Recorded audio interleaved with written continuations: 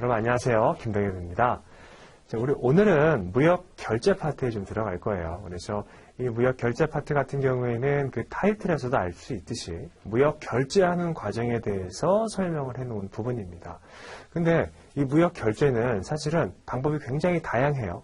그래서 우리가 일반적으로 개인적으로 거래할 때 사용하는 뭐 현금이라든지 아니면 카드 이런 것들에 대한 개념이 아니고 실질적으로 해외에 있는 당사자하고 무역계약을 체결을 하고 대금을 지급하는 그리고 지급을 받는 과정을 얘기를 하고 있기 때문에 조금 더 다양한 내용들 그리고 전문 용어들이 등장을 하게 되는 거죠. 그래서 이 무역 결제 파트는요, 사실은 저렇게 대금 결제를 하는구나 라고 대략 어딘가에서 한 번쯤은 다들 들어보신 개념들이 등장을 할 거예요. 그렇지만 그 용어는 아마 처음 들어보는 부분들이 굉장히 많을 겁니다. 뭐 무역 계약 파트에서도 마찬가지로 좀 다양한 전문 용어들이 등장을 하긴 했지만 이 부분이 조금 더 무역 결제 파트가 용어가 어려워요. 그리고 그 용어를 봤을 때 이게 어떤 개념이었지? 라고 매치가 잘 안 되는 경우도 훨씬 빈도수가 높습니다. 그래서 이 부분은요, 그 이론에 대한 내용들하고 용어에 대한 내용들하고 잘 매칭시키는 게 가장 중요하다라고 볼 수가 있을 것 같고요. 그 다음에 우리 여기 무역결제 2부에 5장에 가보면은 신용장의 이해와 신용장 통일규칙이라고 되어 있습니다. 아무래도 이 무역결제 파트에서 가장 중요한 개념이 이 UCP 600이라는 개념인 것 같아요. UCP 600은 앞에서도 언급을 드렸었던 것처럼 신용장에 대한 대금 결제 방식을 사용을 할 때 이게 어떻게 해석이 되는지, 신용장 내용이 어떤 식으로 해석이 되고 어떤 프로세스로 대금 결제가 진행이 되는지 이런 내용들에 대해서 상세하게 기술이 되어 있습니다. 그래서 이 UCP 600은 우리가 원문까지 여기서 같이 보실 거예요. 영어로 된 원문까지. 그 이유는 이게 무역 영어 파트하고도 연결이 되고요. 그 다음에 무역 계약 파트하고도 연결이 돼요. 그리고 특히 중요한 게 이 UCP 600만 나오는 게 아니고 그 신용장이라는 개념 자체 그리고 신용장이 사용되는 방법 이런 것들까지 즉 UCP 600 이외의 신용장에 대한 내용들까지 같이 학습하실 겁니다. 그래서 이 UCP 600이 우리 시험 전체를 봤을 때에도 가장 중요한 파트 중에 하나다라고 보시면 될 것 같아요. 특히 이제 원문까지 학습을 하게 되면 굉장히 조금 힘들거든요. 내용도 워낙 많기도 하고 그 다음에 이 영어로 하는 거에 대해서 좀 부담감을 가지고 계신 분들도 있는데 거기에다가 대금 결제 파트예요. 근데 용어도 은행에서 사용하는 용어들이 막 나와요.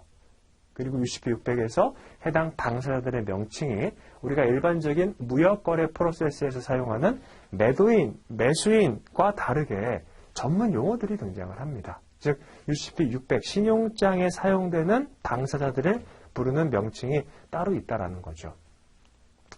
그러다 보니까 여기서 많이들 좀 어려워하시는데 그런 거 느끼지 않으시게 제가 또 열심히 상세하게 알려드리도록 하고 또 이제 좀 중요한 파트다라고 볼 수 있는 게 다른 대금 결제 방식 중에서 추심 결제 방식이라고 있습니다. 이 UCP 신용장 대금 결제 방식이랑은 좀 완전히 다른 개념이긴 하거든요. 근데 두 개의 프로세스를 가만히 보면은 대금 결제 과정이 일반적으로 국제적으로는 저런 식으로 이루어지는구나 라는 느낌은 사실 둘이 비슷하긴 합니다.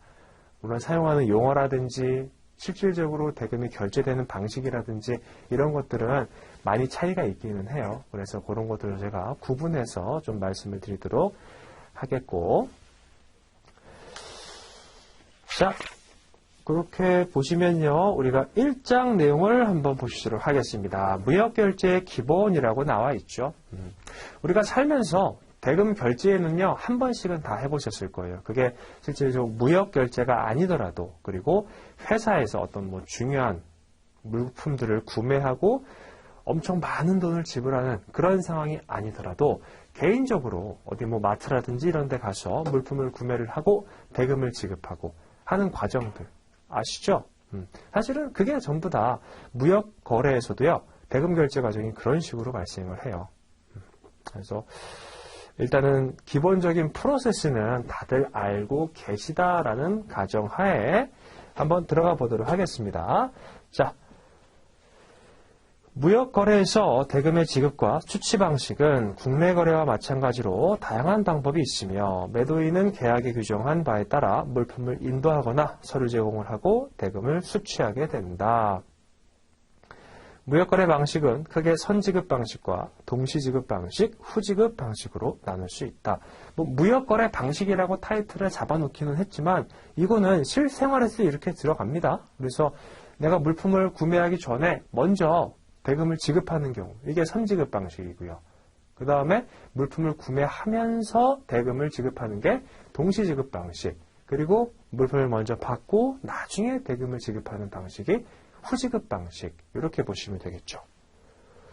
자, 선지급 방식은 물품 주문 시에 수출 대금을 미리 받고 물품은 일정 기간 내에 선적하여 주는 것으로 수출사에게 유리한 방식이며 대표적으로는 주문 시 지급 방식. 이제 여기서 등장하는 용어들은 알고 계셔야 됩니다. Cash with Order 해서 CWO죠.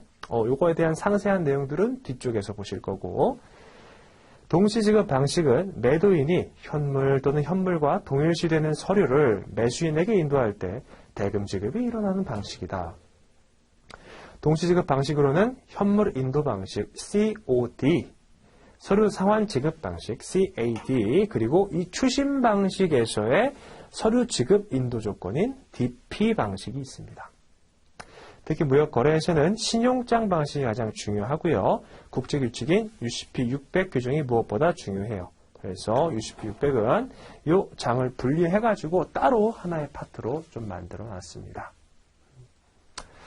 자, 그러면 이 무역결제 대금 지급에 대한 내용들을 1번을 한번 보실게요. 1번에 보면 현금이 나와 있죠. 우리한테 굉장히 익숙한 그런 개념인 거고, 자, 국내 거래에서는 그 국가에서 일반적으로 사용되어지는 현금성 통화를 결제 수단으로 이용하는 것이 용이하다. 하지만 국가 간 거래에서 발생하는 국제 결제에는 각국에서 사용되어지는 통화가 상이하다는 점과 현금 수송에 따르는 거래 비용 및 분실, 도난의 위험이 존재하므로 현실적으로 사용이 어렵다. 자, 우리가 물품 대금을 현금으로 지급을 한다라고 해요. 그러면 이 현금 같은 경우에는 실제로 실물 지폐를 지급하는 거죠. 그래서 만약에 국제 간의 거래다라고 하는 경우에도요, 물품을 공급했으면요, 돈을 어떻게 받아야 돼요? 실제로 실물 지폐 뭉치로 받아야 되는 거예요. 그러면 실물 지폐를 줘야 된다? 이거를 뭐 배나 비행기에 태워가지고 지폐를 가지고 와서 여기 와가지고 실제로 전달을 해줘야 되는데, 그러면 엄청나게 비효율적인 상황이 발생을 하게 되는 겁니다.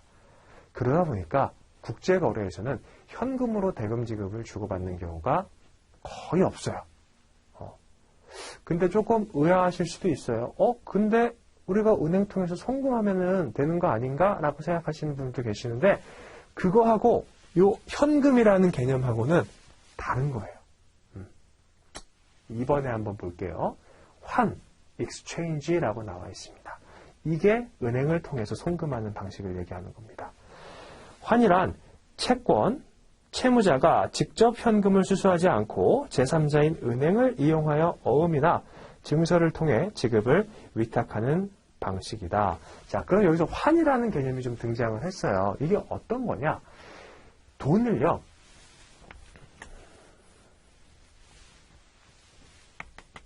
예를 들어 한번 수표라고 한번 생각을 해볼게요. 수표는 그거 자체로는 사실은 현금은 아니에요. 그렇지만 현금의 역할을 할 수 있도록 양식을 갖춰가지고 만들어낸 대금 지급 관련된 방식이죠. 이것처럼 뭔가 실제로 현금은 아니지만 그러한 현금의 역할을 할 수 있는 방식을 우리가 환이라고 얘기를 해요. 그래서 현금하고는 완전히 다른 개념이라고 보셔야 됩니다. 채권 채무자가 격지간일 때 환은 손쉽게 결제를 가능하게 한다. 환은 거래 당사자의 거주지에 따라 내국환, 외국환, 자금 이동의 방법에 따라 순환과 역환으로 구분되어진다라고 되어 있습니다. 그래서 이런 환으로 결제를 하겠다라고 했을 때에는 자, 여기 이제 수출자가 있습니다. 수출자가 이렇게 있고, 은행이 여기 있어요. 뱅크가. 같은 국가에 이렇게 위치해 있는 거죠. 그 다음에 여기 수입자가 있습니다. 그럼 이 수입자가요, 대금을 이 수출자한테 바로 지급하는 게 아니고, 얘한테 요청을 해요. 은행한테. 나 대신 대금 좀 지급해줘라. 라고 하는 거죠. 그러면 은행이 이렇게 대금을 지급을 해주게 됩니다. 그러면 이 단계에서 활용되고 이 단계에서 활용되는 방식이 환이라는 방식이에요. 결국에는 어떤 이러한 서류들을 가지고 이 수출자가 은행한테 이렇게 제시를 할 거고 은행은 그거에 대해서 대금 지급을 해주면 환거래했다라는 표현을 사용을 합니다. 자, 환은 거래 당사자의 거주지에 따라 내국환과 외국환, 같은 국가 내에서 위치해가지고 왔다 갔다 하면 내국환이고 해외까지 왔다 갔다 하면 외국환이에요. 자금 이동의 방법에 따라 순환과 역환으로 구분되어진다. 이 순환에 대한 개념은요, 환이 움직이는 방향을 얘기를 하는 거거든요. 우리가 순리대로 따라간다라고 이런 얘기를 많이 하죠.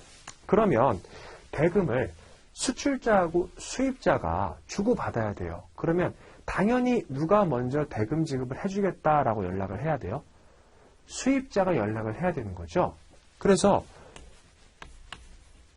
셀러가 바이어한테 물품을 공급을 하면 바이어는 그냥 본인이 알아서 계약된 날짜에 대금을 지급을 해줘야 됩니다. 근데 이런 경우가 있어요. 셀러가 바이어가 돈을 줘야 되는데 먼저 연락을 해서 내 돈을 달라라고 연락을 하게 되는 경우가 있습니다.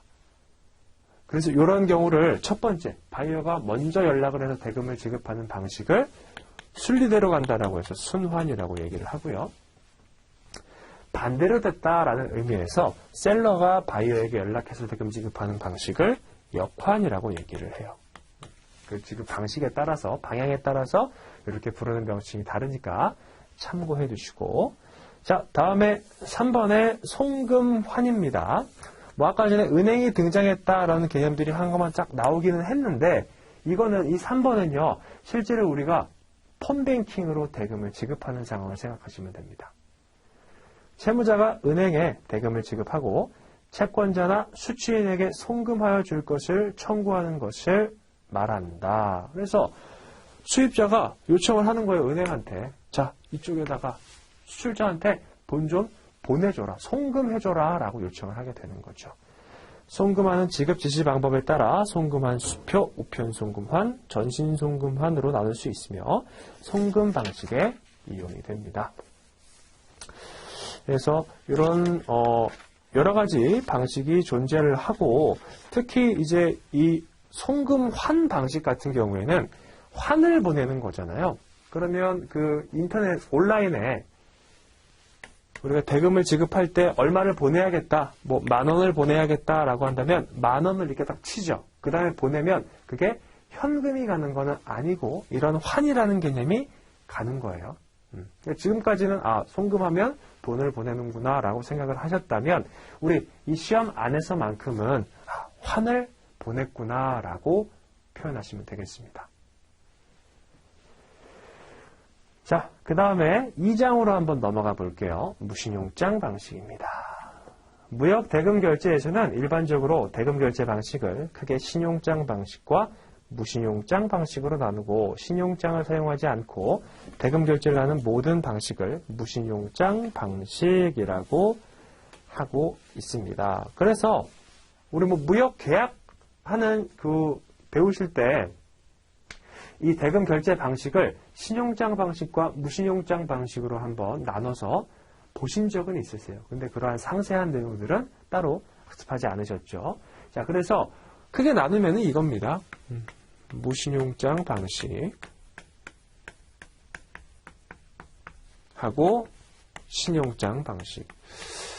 사실은 이게 조금 뭐랄까 밸런스가 맞았으면 좋겠는데 신용장 방식은 그 신용장 방식 정말 하나밖에 없어요. 그리고 세상에 존재하는 모든 대금 결제 방식 중에서 신용장 방식을 제외한 나머지 대금 결제 방식이 있죠. 예를 들면 뭐 송금 방식이라든지 아니면 추심 방식 아니면 뭐 포페이팅, 팩토링 이런 방식들 전부 다 여기에 들어가 있어요. 사실 그러면은 이 비율이 좀 안 맞죠. 근데 중요한 건 뭐냐면 이 신용장 방식에서 우리 시험에서는 훨씬 더 많은 내용들이 이걸 다 합친 내용들보다 나옵니다. 내용도 그렇고요. 실제 시험에 출제되는 문제들도 훨씬 더 많이 들어가 있어요. 자, 1번의 선지급 방식, Payment in Advance. 수출상의 입장에서 대금을 먼저 지급받고 이후에 물품을 전달하는 방식을 말한다. 그래서 가장 대표적으로 선지급 방식이다라고 얘기를 하면은 주문할 때 대금을 지급하는 방식. 요겁니다. 자, 근데 1번에 사전 송금이 먼저 나왔죠. 자, 수출상이 수입상으로부터 수출 대금 전액을 미리 송금받은 후에 물품을 선적하는 방식을 말하며 수출상의 입장에서는 대금 회수 위험이 제거됨으로 인하여 매우 안전한 데 반해 수입상의 입장에서는 물품을 받지 못하거나 또는 불량 물품을 받게 될 위험성이 있다. 사전 송금 방식은 단순 송금 방식이라고 한다. 자, 우리가 매수인이라고 한번 가정을 해볼게요. 돈을 주기 먼저 물품을 받기 전에 돈을 주면은 어떠한 위험성이 생길까요? 방금 보신 것처럼 뭔가 물건이 하자 있는 상태로 도착을 하게 될 겁니다. 자, 거꾸로 한번 생각을 해서 물품을 먼저 받고 나서 그 다음에 대금 지급을 하는 방식으로 무역거래 프로세스를 잡았다라고 했을 때에는 수출자 입장은 잘 모르겠지만 수입자 입장에서는 도착한 물품에 하자가 있으면은 대금 지급을 늦추거나 아니면 협상을 한 다음에 좀 깎은 다음에 지급해도 되겠다라고 생각을 할 거예요. 즉 수입자 입장에서는 좀 굉장히 안정적인 방식이라고 생각을 할 수밖에 없습니다. 근데 만약에 사전 송금 대금을 미리 지급을 해요. 그럼 어떤 문제가 생겨요? 물품을 받고 나서 이미 대금이 지급된 상태이기 때문에 수출자한테 내가 이거 지금 물건이 잘못 왔다. 하자 있는 상태로 왔다. 라고 얘기하더라도 수출자가 만약에 나쁜 마음을 먹으면 더 이상 저 사람이랑 거래하지 말아야지 하면서 연락을 다 끊어버려요. 그러면 뭐 수입자가 수출자 국가까지 가가지고 회사에 찾아가서 이거 어떻게 된 거냐 뭐 이런 절차가 있으면은 나중에 돈을 뭐 어느 정도 돌려받을 수 있기는 하겠지만 그 절차 자체가 굉장히 까다롭고 귀찮은 일이 되겠죠. 그래서 수입자도 뭐 먼저 돈을 주면 좋긴 하겠지만 보통 이런 문제가 있기 때문에 대금 결제는 일반적으로 동시지급이나 아니면 후지급을 선택을 하게 됩니다. 사전 송금, 사전 지급 방식으로 선택을 하게 되는 경우는 셀러스 마켓이에요. 즉 우리가 흔히 이런 표현을 써요. 물건이 없어서 못 판다라는 표현들. 그럼 어때요? 내가 미리 계약금을 좀 걸고 아니면 돈을 미리 줄 테니까 물건 들어오면 나한테 좀 바로 보내달라라는 식으로 계약을 체결을 하게 되는 거죠. 그래서 이렇게 셀러스 마켓인 경우라고 한다면 사전 지급 방식이 종종 사용되기는 합니다. 그렇지만 우리 마켓은 일반적으로 어때요? 바이어가 힘을 갖고 있는 바이어 마켓이에요. 그러다 보니까 웬만하면은 거의 매우 높은 비율로 후지급 방식을 선택을 하게 되는 거죠. 자, 그래서 2번 볼게요. 주문 시 지급 방식이라고 해서 Cash with Order가 나오죠. CWO. 수입상의 물품 주문 시 수출상은 대금을 미리 받고 물품은 일정 기간 이내에 선적하여 주는 것으로 수출상에게 매우 유리한 결제 방식이다 라고 되어 있습니다. 뭐 수출자 같은 경우에는 이런 경우라고 한다면은 본인이 가지고 있는 물건이라든지 자본이 없이 무역거래를 수행할 수가 있겠죠. 왜냐하면 돈을 미리 받아가지고 물품을 만들어서 판매를 하면 되는 거니까. 자, 근데 뭐 CWO 이렇게 나왔는데 사전 송금 방식이나 뭐 CWO나 크게 우리가 시험 문제에 많이 출제되는 경우는 아닙니다. 참고하시고 2번에 동시지급 방식 나왔어요. Concurrent Payment. 뭐하고 뭐가 동시가 지급될까요? 물품하고 대금하고 동시에 지급되는 경우를 얘기를 하는 거겠죠. 자, 수입상이 수출상으로부터 수출 물품 또는 선적 서류를 수령한 후에 대금을 지급하는 방식을 말하며 수입상의 입장에서는 상품의 인수와 관련한 불안이 제거되어 매우 안전한 데 반해 수출상의 입장에서는 대금을 회수하지 못하거나 결제 지연 또는 부당한 클레임 제기 등에 따르는 위험을 부담하게 된다. 자, 결국에는요, 동시 지급 방식은 물품이 도착을 하면서 바이어가 대금을 지급해주겠다. 이런 프로세스를 얘기를 하고 있는 거예요. 자, 근데 한번 생각을 해볼게요. 이 동시 지급 방식이라고 하는 게 셀러도 물건 가져왔고 바이어도 대금을 가져와야지만 거래가 이루어진다. 그래서 둘 중에 뭔가 한 명이 뭔가 안 갖고 오게 되면은 거래가 이루어지지 않으니까 양 당사자가 모두 만족하는 대금 결제 방식이 아니냐라고 생각이 드시죠. 근데 셀러 입장에서 한번 생각을 해볼게요. 셀러는요, 물품을 어떻게 해야 돼요? 만들거나 아니면 다른 데에서 구매해 와가지고 바이어에게 인도해 줘야 돼요. 그러면 바이어가 나중에 와가지고 나 물건 마음에 안 드니까 대금 지급 안 하겠다 라고 한다면 셀러는 지금 본인이 이 확보해 놓은 이 물품 자체를 어떻게 해야 돼요? 보통 이쪽까지 물건을 가져가서 거래를 하는 경우가 많이 있는데 그러면 여기에서 거래가 이루어지지 않으면 다시 가지고 와야 돼요. 운임에 대한 손해들이라든지 다른 부가 비용들에 대한 손해들이 셀러에게 발생을 하게 되는 거죠. 그래서 이러한 단점도 조금 있는 그런 방식입니다. 자, 그래서 이 동시지급 방식에서는요, 1번에 현물 상환도 방식, 이게 좀 대표적인 방식이다라고 보시면 될 것 같아요. 시험 문제에 그냥 COD라고만 나오는 경우가 있습니다. 그러니까 Cash on Delivery하고 COD하고 잘 매칭을 시켜두시고 수출 물품이 목적지에 도착이 되면 수입상의 물품을 검사한 다음 수출 대금을 지급하고 물품을 인수하는 방법의 수출을 말한다. 수입상은 물품의 확인 후에 대금을 지급할 수 있으므로 안전하게 계약 물품을 인수받을 수 있다. 이 방식은 주로 보석, 귀금속, 물품 가격이 고가이며 동일 물품일지라도 물품의 색상, 가공 방법, 순도 등에 따라서 가격의 차이가 발생하는 물품 거래에 사용될 수가 있겠죠. 실제로 이런 고가품이라든지 이런 것들은 눈으로 보고 대금을 결제하겠다라는 겁니다. 자, 다음에 2번에 서류 상환도 방식이라고 나와 있어요. Cash Against Document, CAD라고 나와 있죠. 이게 1번에 나와 있는 COD하고 CAD하고 둘만 이렇게 딱 떼어놓고 보면은 잘 기억이 안 나요. 실제 시험에 보기에 이렇게만 언급이 되어 있다라고 한다면 이게 물품 상환도였는지 서류 상환도였는지 잘 기억이 안 난다라는 거죠. 자, 그래서 이 CAD 같은 경우에는 Cash Against Document를 얘기를 하고 물품을 화체한 서류들, 예를 들면은 선화증권이라든지 이런 권리증권을 가지고 가는 거예요. 그 다음에 뭘 받는 거예요?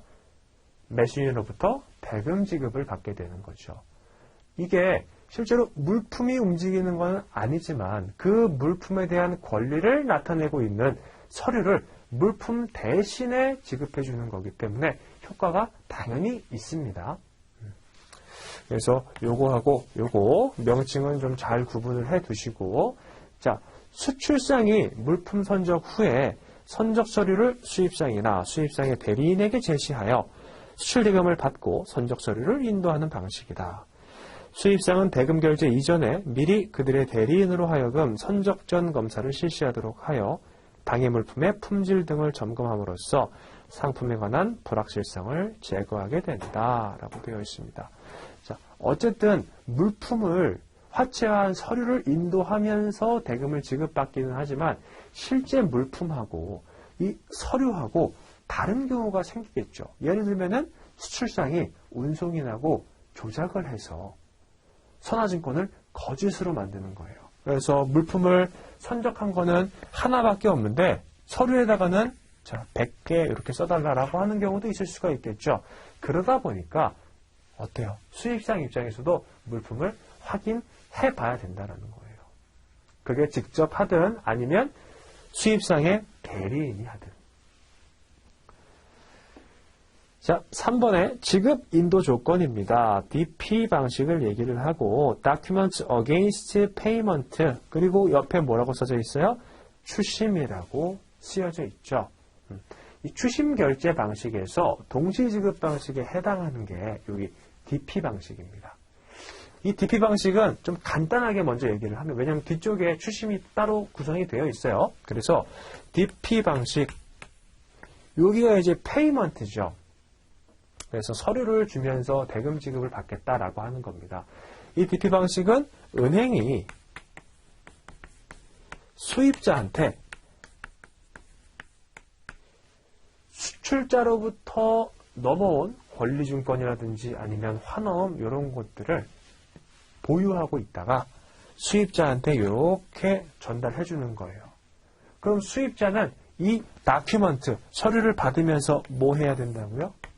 대금 지급, 페이먼트를 해야 된다는 겁니다.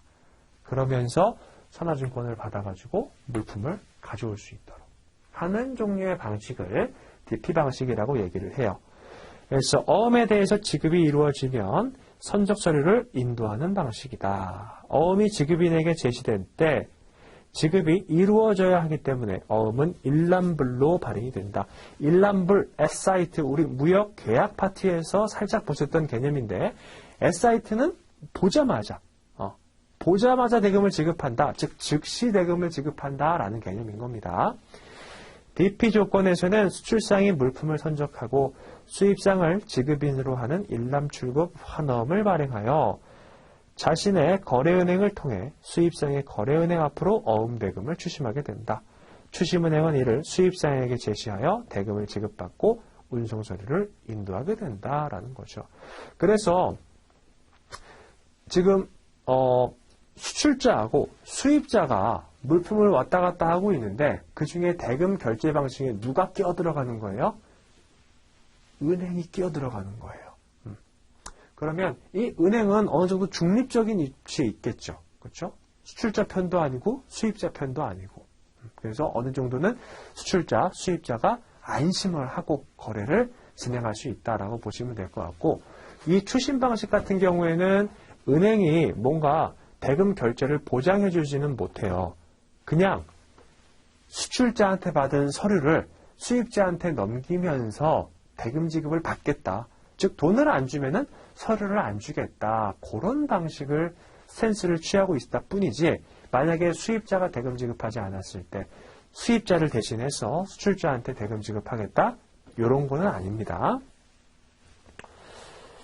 자, 3번에 후지급 방식 나와 있어요. Deferred Payment.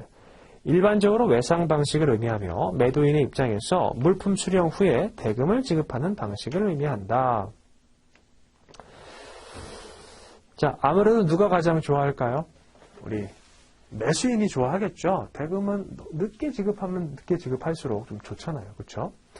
그래서 1번에 사후송금. 수출상이 물품을 선적하여 수입상에게 전달한 후에 수입상으로부터 대금을 지급받는 방식을 말한다. 수출상의 입장에서는 대금 회수 위험이 있어 매우 불안한 방식이다 라고 되어 있습니다.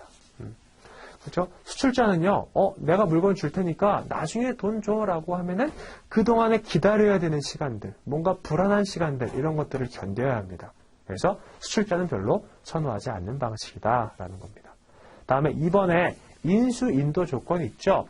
이것도 마찬가지로 추심 결제 방식의 하나고요. 우리 앞에서 DP 방식을 보셨는데 얘는 Documents Against Acceptance라는 DA 방식이에요.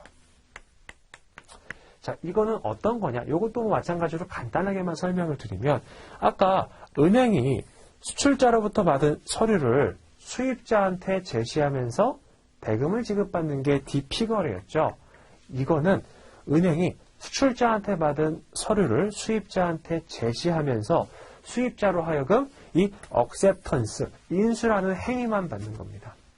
돈을 받는 게 아니고 인수라는 행위를 받아요.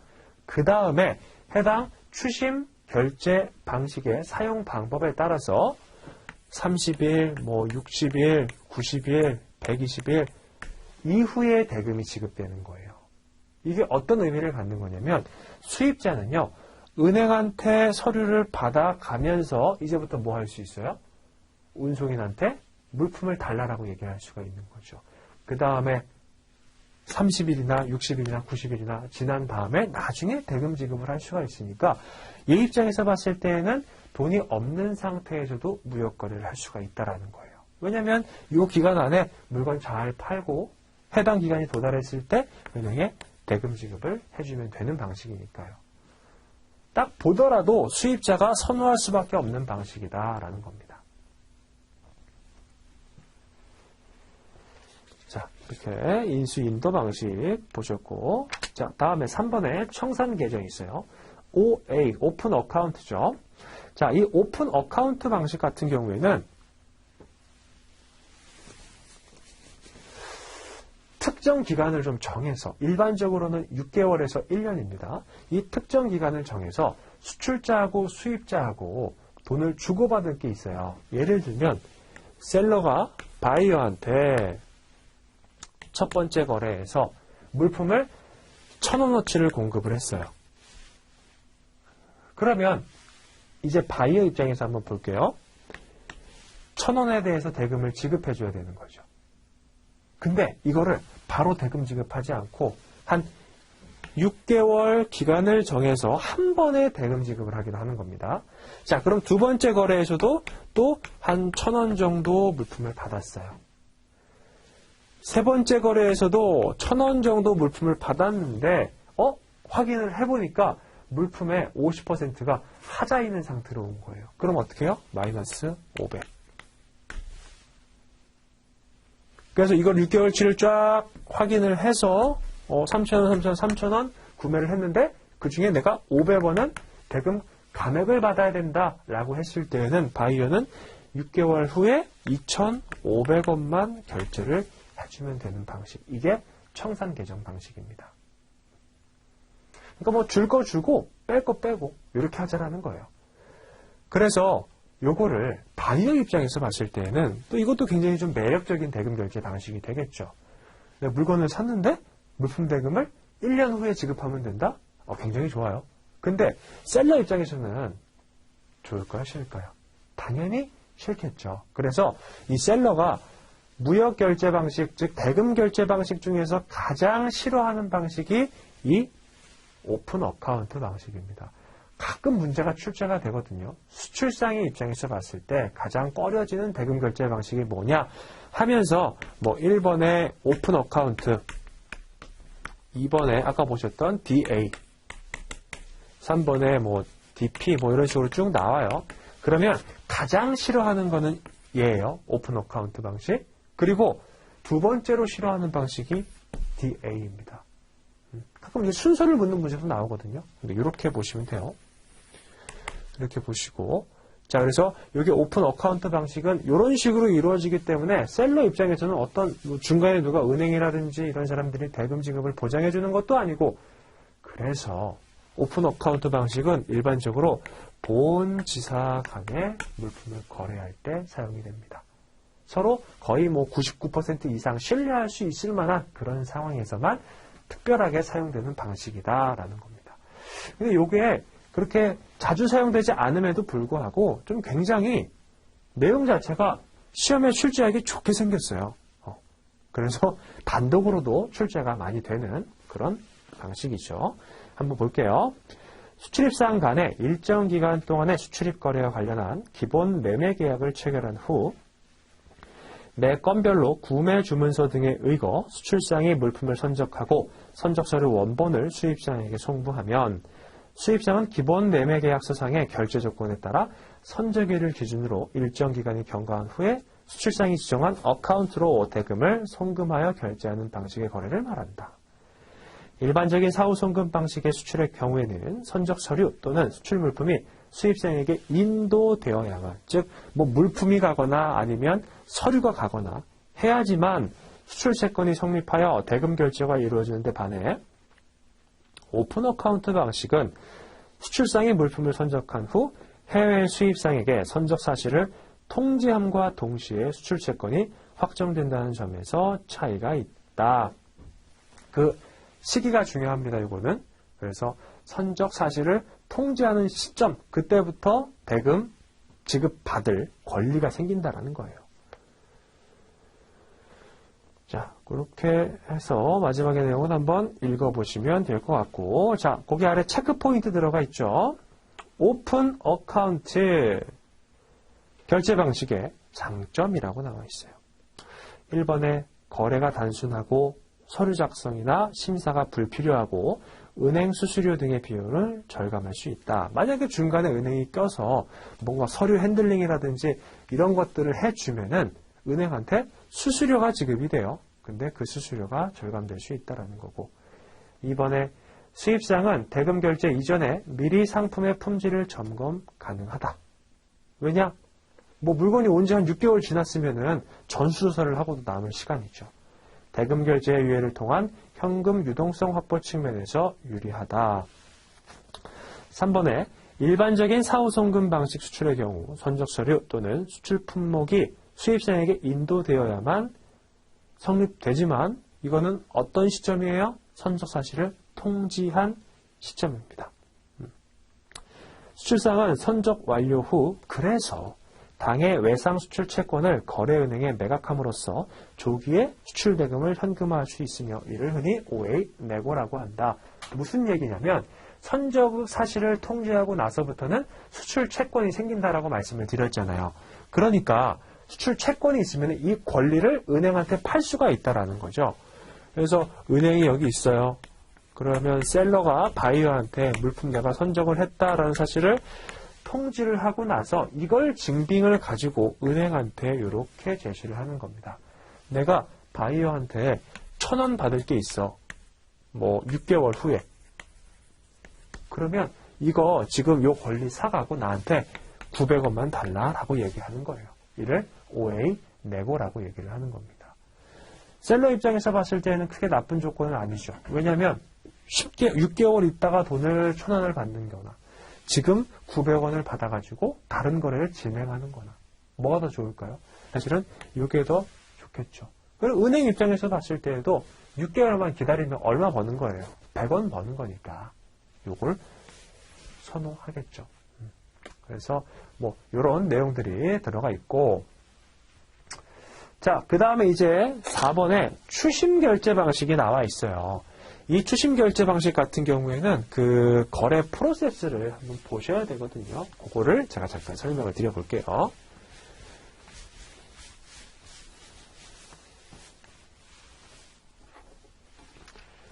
자, 콜렉션 베이시스라고 되어 있습니다. 한번 요거 의의를 먼저 한번 볼게요.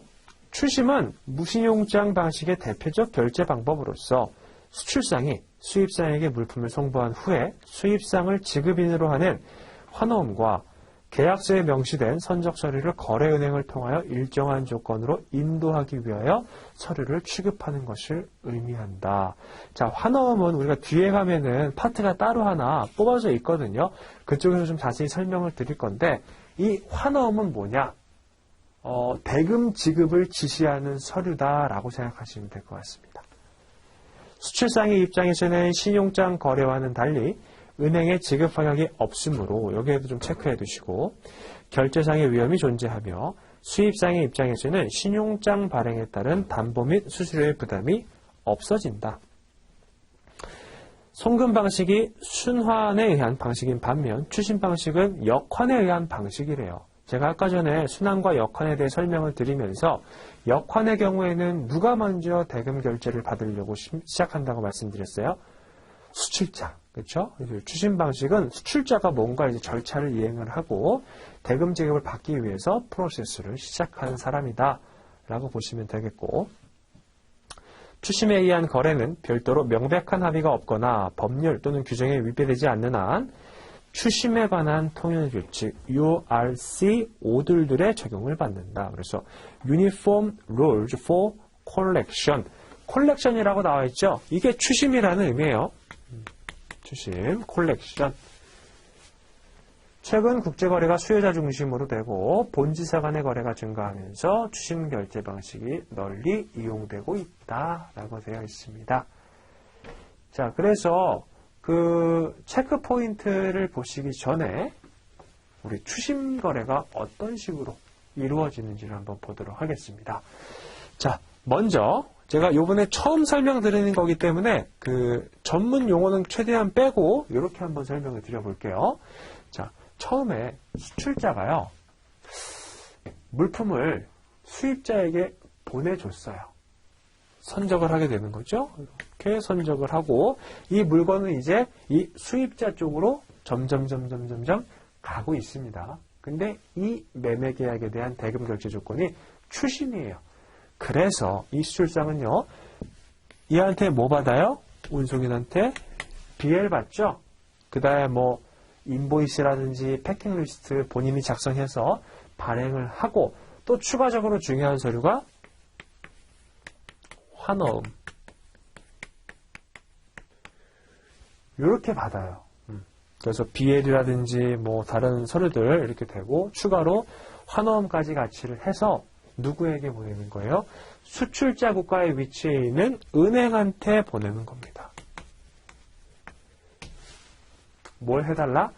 요 서류에 대해서 추심을 진행해달라. 추심이 돈을 받아온다라는 개념인 거잖아요. 그래서 돈을 좀 받아다 줘라고 요청을 하는 겁니다. 근데 이 은행 같은 경우에도요, 수입자하고 서로 다른 국가의 위치에 있는 거죠. 그래서 이 은행이 수입자가 위치해 있는 은행한테 다시 연락을 합니다. 자, 우리가 지금 이런 서류들이 있으니까 대금을 좀 받아줘 라고 요청을 하는 거예요. 그러면 이 은행이 서류를 받아가지고 수입자한테 연락을 합니다. 서류가 도달했으니까 이 서류를 와서 가져가라 라고 얘기를 하는 거죠. 근데 이 추심 방식의 대금 지급 방식이 크게 몇 가지가 있다고 말씀드렸어요. DP 방식과 DA 방식이 있다고 말씀을 드렸어요. 그러면 이 DP 방식 같은 경우에는 서류를 주면서 지급을 받는 거고, DA는 서류를 주면서 인수를 받는 거죠. 그러면 은행이 DP로 왔어요. 수입자한테 서류를 이렇게 제시를 하면은 수입자는 그거에 대해서 페이먼트, 대금 지급을 해야 됩니다. 이게 DP 방식이고, 은행이 서류를 지급을 했는데 수입자가 억셉턴스, 인수를 해요. 그리고 나중에 돈 줄게 라고 얘기를 하는 겁니다. 그 다음에 60일 이후에 돈이 생겨가지고 이렇게 지급을 했어요. 이 방식을 DA 방식이라고 얘기를 하는 거죠. 즉, 이렇게 BL이나 나머지 서류들에 대해서 수입자가 수취한 다음에 이 물품을 가져갈 수가 있으니까 수입자 입장에서는 이 BL을 수취하려면은 해당 대금을 지급하거나 아니면 인수를 해야 된다라는 거예요. 그래서 어느 정도는 그래도 괜찮은 게, 수출자 입장에서 봤을 때에는 뭐 물론 중간에 은행들이 지금 어떤 역할을 해요? 그냥 서류만 이렇게 전달하는 역할만 하죠. 그러다 보니까 누군가 믿을 만한 사람은 사실은 없어요. 그럼에도 불구하고 이 은행은 돈을 받기 전까지 혹은 인수를 받기 전까지는 서류를 전달하지 않을 거니까 그걸 믿고 거래를 진행을 한다라는 거죠. 그래서 수입자한테 뭐 바로 받든 아니면 나중에 받든 간에 이 은행이 돈을 받으면은 돈이 이렇게 다시 넘어가요. 그리고 이 은행도 수출자한테 돈을 이렇게 보내주게 되겠죠. 이게 추심 방식의 거래 절차도입니다. 사실은 뭐 크게 어렵지는 않아요. 당사자도 물론 여기 당사자가 2명 정도가 나오는데 그렇게 당사자가 많이 나오는 것도 아니고, 거래가 그냥 서류가 이렇게 쭉 넘어갔다가 돈이 이렇게 쭉 넘어오는 거잖아요. 그래서 크게 어렵지는 않다라고 보시면 될 것 같고, 자, 거기 체크 포인트 한번 볼게요. 그래서 URC 522 해서 제2조 추심의 정의라고 나와 있죠. 이 규칙을 적용하는 데 있어서 추심이라 함은 은행이 접수된 지시에 따라 다음과 같은 목적으로 아래 B항에 정의된 서류를 취급하는 것을 의미한다. 1번에 어떻게 취급하는 거예요? 지급 또는 인수를 취득하거나 2번 서류를 지급인도, 인수인도 하거나 지급인도, 인수인도 요거에 해당하는 개념이고 3번 기타의 조건으로 서류를 인도하기 위한 목적으로 서류를 다루는 과정 이게 추심이다라는 겁니다. 자, 그러면 거기 아래 2번에 추심의 거래 당사자가 나와 있죠. 여기서 설명드렸던 개념하고 한번 매칭을 시켜보도록 하겠습니다. 자, 처음에 상업 서류나 금융 서류를 추심하는 과정에 관여하는 자를 추심거래의 당사자라고 하고 이 사람들이 추심거래의 당사자인 거죠. 추심거래의 당사자는 이렇게 있습니다. 자, 먼저 추심 의뢰인이에요. 영문 명칭이 principal. 얘가 추심 의뢰인. 영어로는 principal 이렇게 표현을 합니다.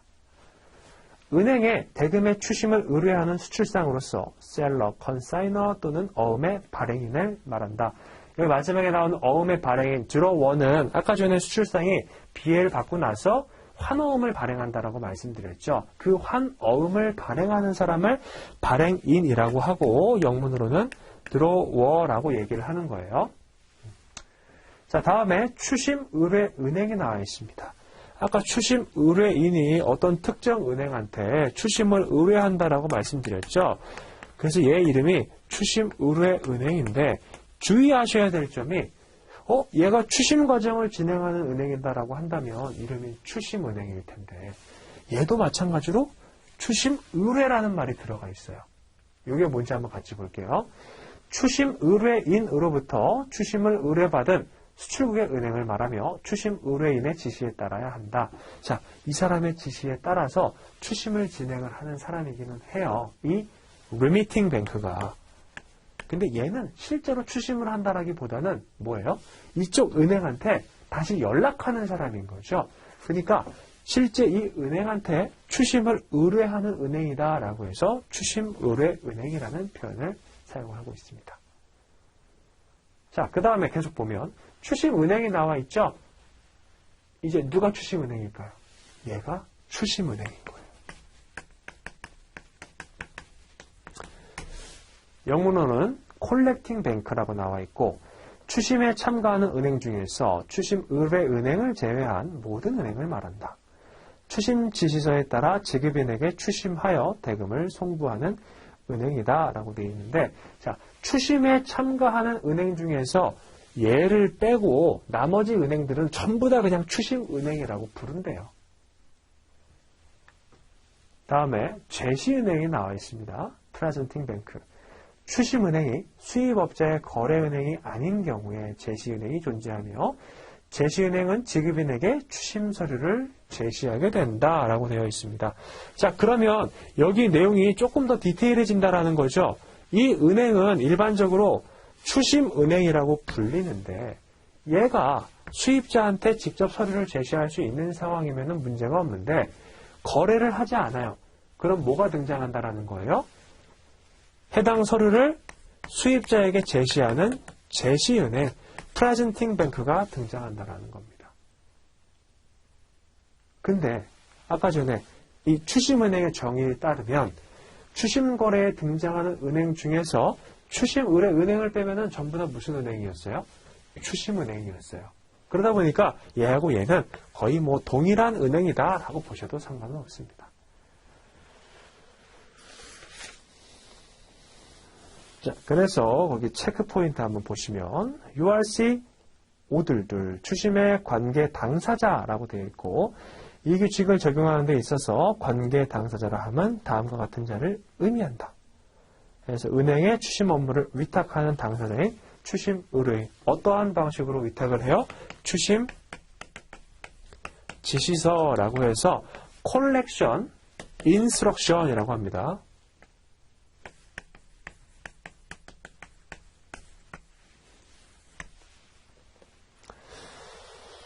그리고 추심 의뢰인으로부터 추심 업무를 위탁받은 은행인 추심 의뢰 은행 그리고 추심 의뢰 은행 이외에 추심 업무 과정에 참여하는 모든 은행인 추심은행.